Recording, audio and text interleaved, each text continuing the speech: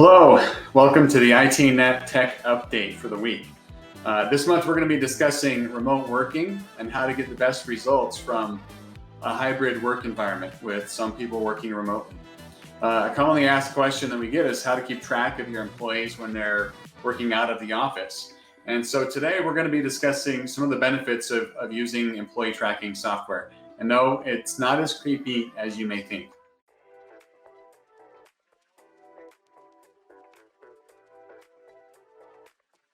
Hello, I'm Michael Knet, CEO and owner of iTernal Networks. Every Friday at 1 p.m. on our Facebook, Twitter, and my personal LinkedIn, we discuss the latest tech and cyberspace news that might affect your business. And at the end of our live session today, I'll also be answering questions from the audience. So if you have any questions, get them ready, send them in the comments, and I'll gladly answer those at the end. So today, to start off with, I had a couple. Most of the time I share one news item. Today I have two items that I wanted to discuss.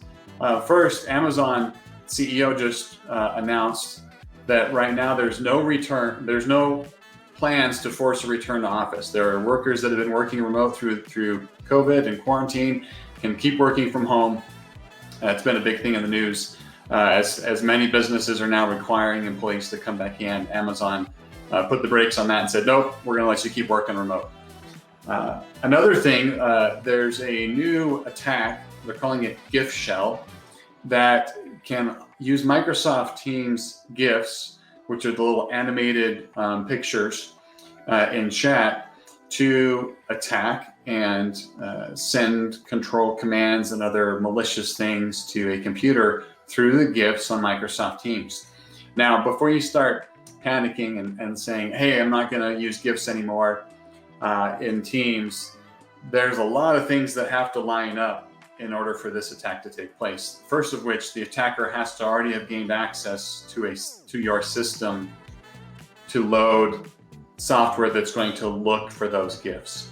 So while it may sound scary that somebody could basically use a GIF to infect and attack a computer, there's a lot of gotchas. So I'm sure more information will come as time progresses from Microsoft on this, but it's not known to be used in the wild. It's not a big thing, but if you hear about it in the news, GIF shell with Microsoft Teams, yes, it is possible, but it's not a very high risk attack vector right now for criminals. So with that being said, on the news, I wanted to go into our primary discussion, where I'll be talking about the benefits of employee tracking software. And a lot of this comes from an article that I found online. Some of it comes from my own experience. So there's quite a few benefits. There's some cons as well, but I'm going to focus on the benefits today. The first benefit to discuss is that using the software can improve the efficiency of the manager. Right? If you have a manager that has some of the team that's maybe in office, maybe they're remote, maybe the manager's remote. Giving the manager visibility into what's going on with that employee can help them understand maybe areas that employee needs training on, needs some assistance and some guidance on, to make sure that the employee is being productive, that the team is being productive, and the manager also being productive. It can, having access to that information can help the manager properly train, tutor, and guide and coach that employee to increase productivity. Another thing, this was a really interesting statistic that I found, is that almost immediately after implementing employee monitoring software solutions, you can expect a growth in productivity of employees. This is research conducted by MIT, and they said that you can expect a 7% increase in employee productivity just by letting them know that they're being observed. That's it. Just let them know that they're being observed, 7% increase, as they're aware that they're being tracked on what productivity levels they have. This is another one, the objectivity guarantee. It's difficult to treat employees equal when you don't have any data to back it up. It's very easy for an employee when they're trying to think of the proper term here, when a manager is working with an employee to try to improve things that they're not doing well on, it can come across and feel very personal. It can feel like a personal attack by that employee, but the manager's just picking on me because they don't like me. But if you're monitoring employee productivity through software and have KPIs that you're monitoring, and that employee knows what those KPIs are, knows what things are being looked at, and they're being mentored and coached by their managers according to that, it keeps it from becoming personal, right? There's data to back it up. It's like, look, it's nothing personal, but according to the data, 20% of the time you're on YouTube watching videos. This is a problem, right? It's not a personal attack then. There's data to back it up. The other big benefit is risk insurance, right? That there's always risks associated with an employee, that they're going to do something wrong. They're going to, leak data. They're going to cause a breach. They're going to do things that are going to introduce great levels of security risk or breach to the organization. So by keeping track and monitoring for those suspicious activities, you can reduce the overall risk, and you can catch those activities much sooner, hopefully preventing any of the major damage that could come from it. So the different types of employee tracking tools, there's a lot of different ones out there. And when I talk about employee tracking tools, I'm not talking about the software that's going to, track everything that they're typing in, and you're going to be able to read their passwords and their emails and stuff. No, that's not what we're talking about, right? That's a completely different level, and that probably is going a little bit too far, right? We're talking about software that keeps track of the activities on the computer, right? Which websites have they been on? What apps are they using? And what percentage of time are they in those apps, right? If they're on YouTube for half of the day, and that's in the foreground, and the software can tell you that, right? Which program's in the front versus which program's running in the background, right?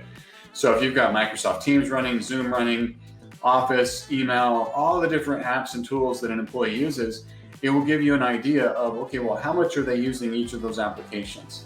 Now, not only can that help you know about their productivity, but it may also help you if there's some areas maybe they need additional training on, right? If they're spending way too much time in a specific app related to their job function, maybe they're struggling with understanding how to best use the features of that app.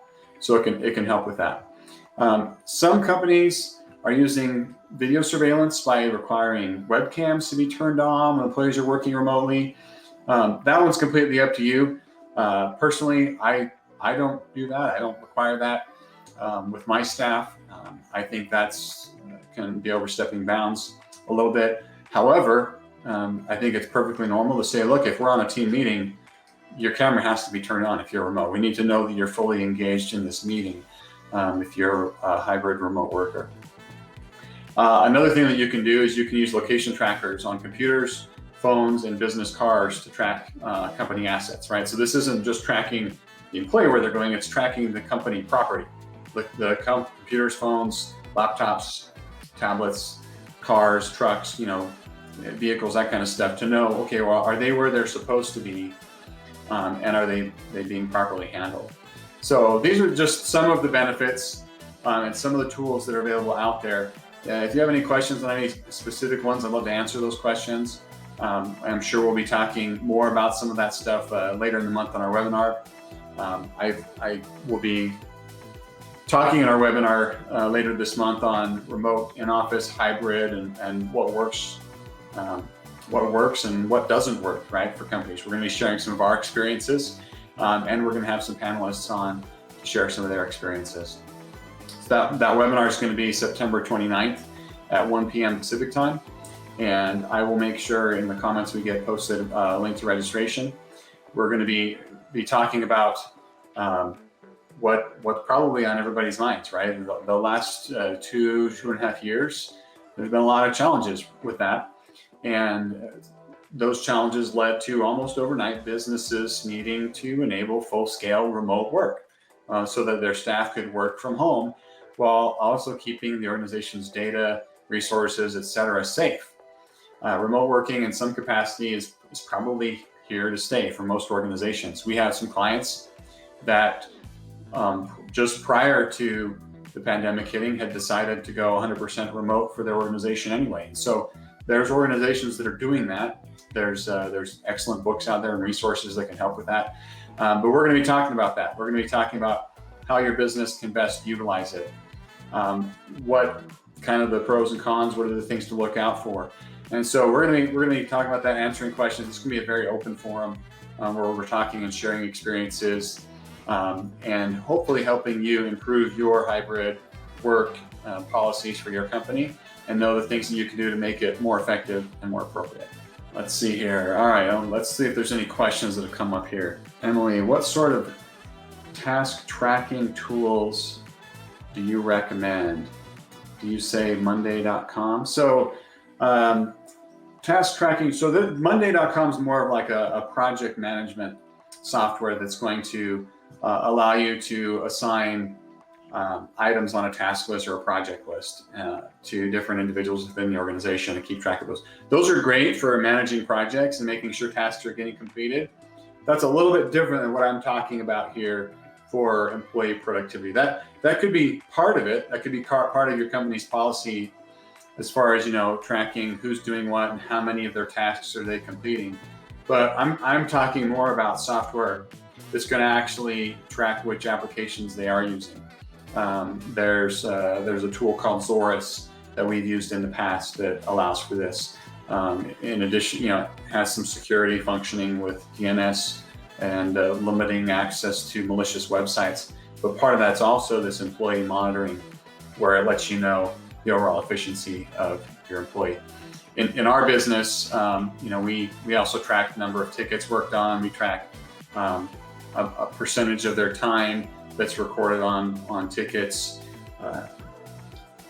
There's just a lot of different metrics that we track. So we've determined what KPIs or key performance indicators we want to track for our employees. And not all of them have to do with, monitoring software of what they're doing on their computer. A lot of them just have to do with, are they getting their job done? And then reporting back. So every week we go in and evaluate, okay, well, what's your, how much of your time was actually tracked on tickets for our technicians? For salespeople, how many phone calls did you make? How many meetings did you have? Those are all things that can help you in your tracking of your, employees and their performance.